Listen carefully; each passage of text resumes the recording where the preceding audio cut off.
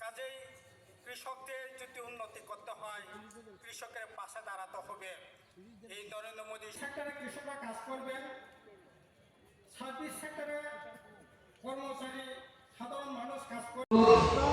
তর্ক বিতর্ক যুক্তি পরামর্শ সবগুলো যখন শেষ হয়ে যায়, আক্রান্ত যারা অস্তিত্ব রক্ষার জন্য অধিকার রক্ষার জন্য আর যখন তার সামনে কোনো বিকল্প নেই, নির্বাচনকে বাদ দিয়ে শাসক যারাই আক্রমণকে কেন্দ্রীভূত করার চেষ্টা করে তাদের বিরুদ্ধে ধর্মঘটে যাওয়া ছাড়া তাদের সামনে বিকল্প থাকে। 12 ফেব্রুয়ারির যে ধর্মঘট, এই ধর্মঘট প্রকৃত অর্থে যেটা বলবো,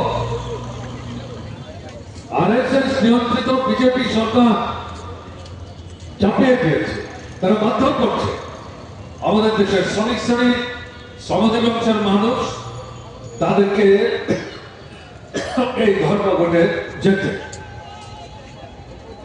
আজ থেকে কয়েক মাস আগে সর্বভারতীয় ধর্মঘট অনুষ্ঠিত হয়ে গেছে। তাদের কি দাবি ছিল? অন্যতম দাবি যে শ্রমিকদের ব্রিটিশ শাসিত ভারতবর্ষে লড়াইয়ের মধ্য দিয়ে তাদেরকে ট্রেড ইউনিয়ন অধিকার, অর্থনৈতিক দাবি দেওয়া যা তারা অর্জন করতে সক্ষম হয়েছে।